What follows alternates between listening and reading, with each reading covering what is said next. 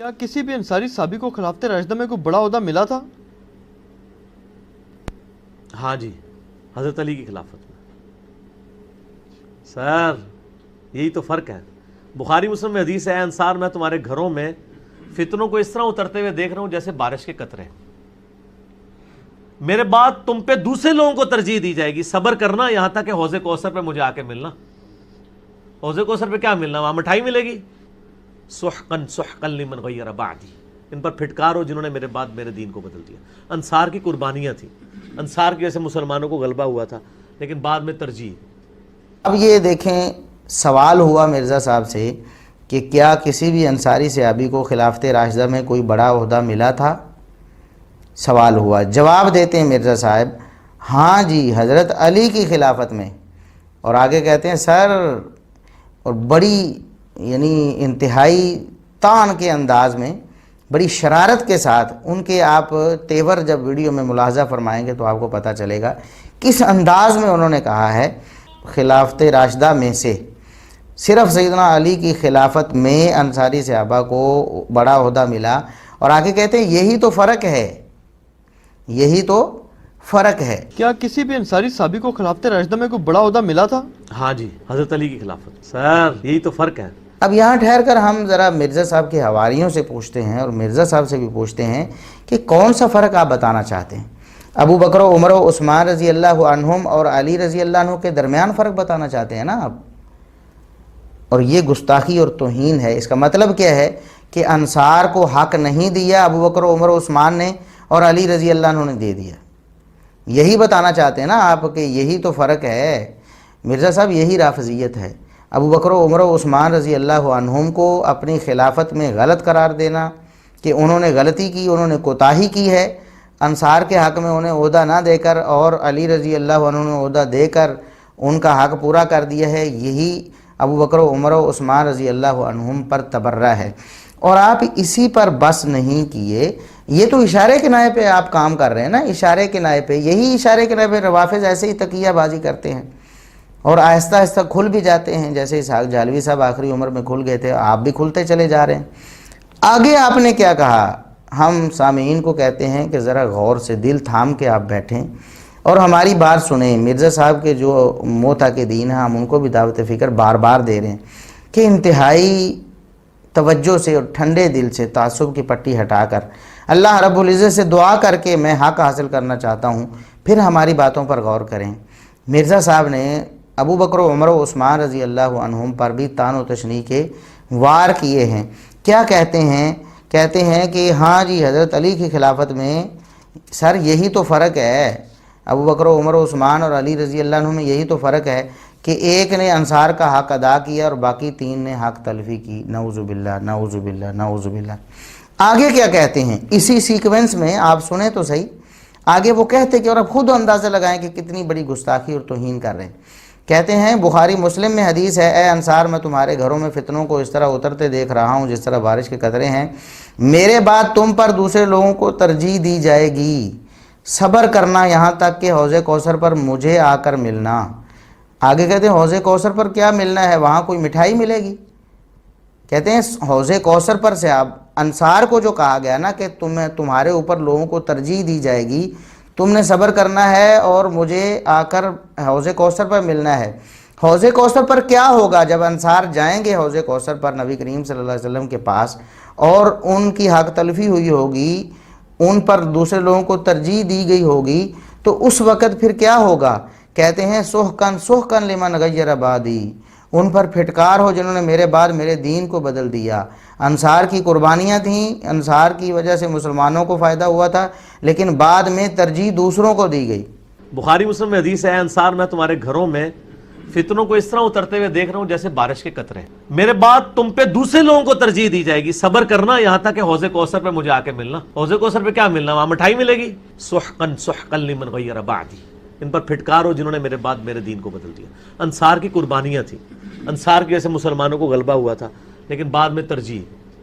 انا للہ و انا الیہ راجعون، انا للہ و انا الیہ راجعون۔ مرزا صاحب کیا آپ کہہ رہے ہیں؟ اور مرزا صاحب کے معتقدین سے ہم سوال کرتے ہیں کہ کیا یہ ابو بکر و عمر و عثمان رضی اللہ عنہم کی گستاخی نہیں ہے؟ ان کو نعوذ باللہ بدعتی اور دین بگاڑنے والا اور نبی کریم صلی اللہ علیہ وسلم کے نزدیک قیامت کے دن سوکن دور ہو جاؤ، اس کا مصداق نہیں مرزا صاحب نے کہہ دیا؟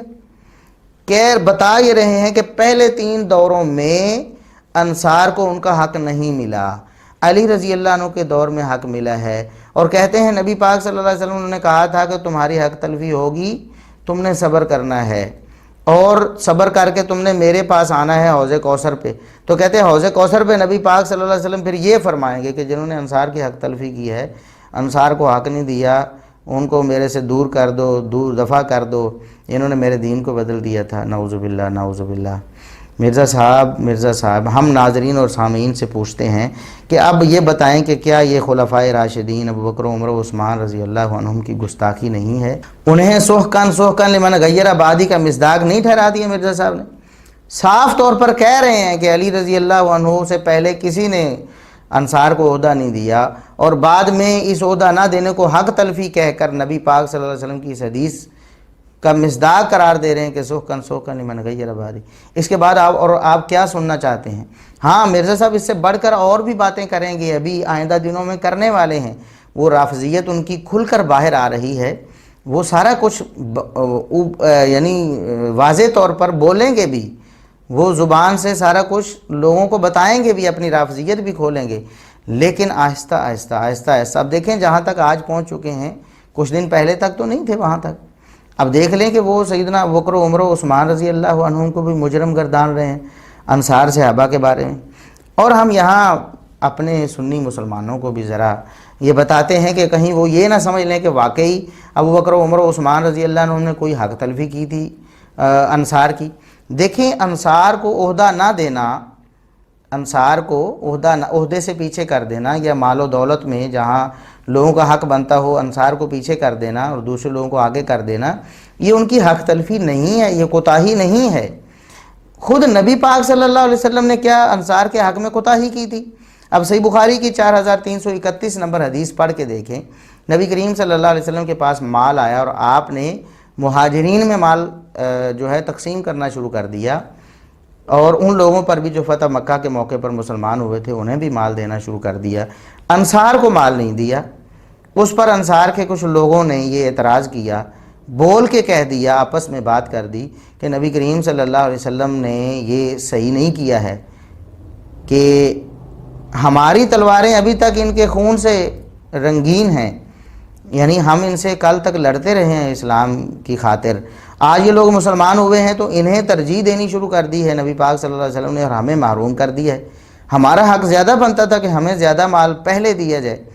جب نبی پاک صلی اللہ علیہ وسلم کو یہ بات پہنچی تو آپ صلی اللہ علیہ وسلم بہت غصے میں آئے، آپ نے انصار کو جمع کیا، اور صرف انصار کو، کوئی اور صحابی ادھر نہیں آنے دیا، انصار کو جمع کر کے فرمایا کہ تم نے آج یہ کہہ دیا ہے میرے بارے میں، تم اور بھی کچھ کہہ دو، مجھے یہ بھی کہہ دو کہ میں تمہارے پاس کنگال آیا تھا تو تم نے مجھے مال و دولت دے دیا تھا، یہ بھی تم تانا مار لو مجھے، اور بھی کوئی تانا ہے تو وہ بھی تم مجھے مار لو، کیوں تم نے ایسی بات کر دی؟ تو پھر انصار کے جو بزرگ صحابہ تھے انہوں نے نبی پاک صلی اللہ علیہ وسلم سے معذرت کی، فرمایا کہ ہمارے چند نوجوان لڑکے جو تھے انہوں نے ایسی باتیں کر دی ہیں، ہم اللہ کے فضل و کرم سے ایسا کوئی ہمارے دل میں ملال نہیں ہے، آپ کا جو فیصلہ ہے ہماری سر آنکھوں پر، ہم اسے تسلیم کرتے ہیں۔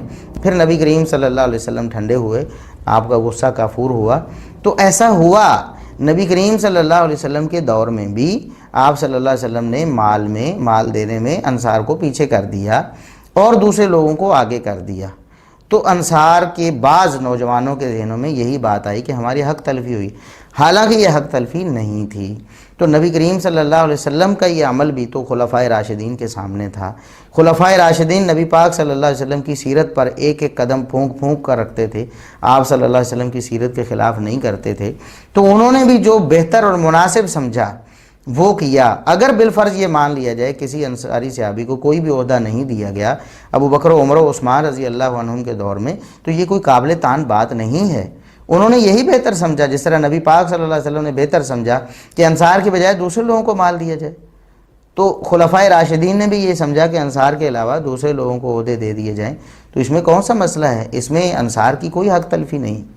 اور جس بات کی آپ کہہ رہے ہیں کہ نبی پاک صلی اللہ علیہ وسلم نے فرمایا کہ تمہارے اوپر دوسرے لوگوں کو ترجیح دی جائے گی تو تم نے صبر کرنا ہے۔ اگر اس سے مراد ابو بکر و عمر و عثمان رضی اللہ عنہم کی طرف سے ترجیح دینا ہے تو پھر یہ کوئی قابل قدغن بات ہے ہی نہیں ہے، ورنہ نبی کریم صلی اللہ علیہ وسلم پر بھی یہی اعتراض آئے گا کہ آپ نے خود انصار کی حق تلفی کر دی، نعوذ باللہ۔ اور اگر انصار پر کوئی ظلم و ستم کی بات ہے تو پھر یہ خلفائے راشدین میں سے کسی سے ایسا کچھ ثابت نہیں ہے، خلفائے راشدین میں سے کسی سے ایسا کچھ ثابت نہیں ہے کہ انہوں نے انصار پر کوئی ظلم و ستم کیا ہو۔ اور ہم یہ بتاتے ہیں کہ سیدنا عمر فاروق رضی اللہ عنہ وہ تو انصار کے بارے میں بہت ہی حساس تھے، وہ تو شہید ہو رہے ہیں، اس تکلیف کے عالم میں بھی وصیت فرما رہے ہیں کہ انصار کے بارے میں تمہیں وصیت کر کے جا رہا ہوں۔ یہ صحیح بخاری کی 1392 نمبر حدیث ہے۔ میں اپنے بعد آنے والے خلیفہ کو مہاجرین اولین انصار کے بارے میں بھی اسے اچھی وصیت کرتا ہوں، خیر کی وصیت کرتا ہوں کہ انصار سے خیر کا معاملہ کرنا ہے۔ جن لوگوں نے گھروں میں اپنے جگہ دی تھی مسلمانوں کو اور ایمان انہوں نے اپنے دلوں میں اس کو جاگزین کیا تھا کہ ان کے جو اچھے لوگ ہیں احسان کرنے والے، ان سے ان کا احسان قبول کر لے خلیفہ، اور ان کے جو گناہ گار ہوں ان میں سے جو برا عمل کریں ان سے وہ درگزر کر دے۔ عمر رضی اللہ عنہ تو فوت ہوتے وقت، شہید ہوتے وقت بھی انصار کے بارے میں وصیتیں کر کے جا رہے ہیں اپنے بعد والے خلیفہ کو، تو آپ خود یہ الزام عمر رضی اللہ عنہ پر لگائے جا رہے ہیں کہ انہوں نے انصار کے ساتھ حق تلفی کر دی، کتنا بڑا ظلم کر رہے ہیں۔ اور اگر عمر رضی اللہ عنہ نے نعوذ باللہ کوئی حق تلفی کی ہوتی تو کوئی اٹھ کر کہہ دیتا کہ آج آپ وصیتیں کر رہے ہیں، خود آپ نے انصار کے حق میں کوتاہی کی ہوئی ہے، انصار کی حق تلفی کی ہوئی ہے، نعوذ باللہ نعوذ باللہ۔ تو یہ دیکھیں ابو بکر و عمر و عثمان رضی اللہ عنہم کو بھی معاف نہیں کر رہے ہیں، ان کے خلاف بھی طوفان بدتمیزی کھڑا کر رہے ہیں اور رافضیوں کو کمک پہنچا رہے ہیں، نعوذ باللہ۔ وہ رافضی بھی کہیں گے کہ دیکھو آپ کی کتابوں میں یہ لکھا ہوا ہے، دیکھو آپ کا بندہ یہ کہہ رہا ہے، یہ ہمارا بندہ تو ہے ہی نہیں، یہ تو رافضیوں کے ایجنٹ ہے نا مرزا صاحب۔ اہل سنت سے تو ان کا کوئی تعلق نہیں ہے۔ ہم اللہ کے فضل و کرم سے 50 ایسے ان کے انحرافات وہ ہم لکھ کے لوگوں کے سامنے پیش کر چکے ہیں کہ جو رافضیت پر یا قادیانیت نوازی پر یا غامدیت پر مشتمل ہے، اہل سنت سے ان کا کوئی تعلق نہیں ہے۔ اور انشاءاللہ ایک ویڈیو بھی ہم جلدی ریلیز کرنے والے ہیں جس میں ان کے سارے وہ عقائد، ان کے ریفرنس بھی ہم ان کی ویڈیو سے انشاءاللہ دیں گے تاکہ لوگوں کو پتہ چلے کہ واقعی یہ مرزا صاحب کے اپنے نظریات ہیں، اور مرزا صاحب ان نظریات کو لوگوں میں پھیلاتے بھی ہیں اور کسی نظریے کا انہوں نے ابھی تک انکار بھی نہیں کیا ہے۔ تو سیدنا عمر رضی اللہ عنہ تو انصار کے بارے میں لوگوں کو وصیت کر کے جا رہے ہیں، بعد والوں کو، تو کیسے ہو سکتا ہے کہ خود انہوں نے انصار کے حق میں کوتاہی کی ہو؟ قطعاً حاشا وکلا، انصار کے بارے میں خلفائے راشدین میں سے کسی نے بھی کوئی کوتاہی نہیں کی انصار کے حق میں۔ یہ بالکل جھوٹا پراپیگنڈا ہے، مرزا صاحب کی یہ رافضیت ہے جو ابل کر باہر آ رہی ہے۔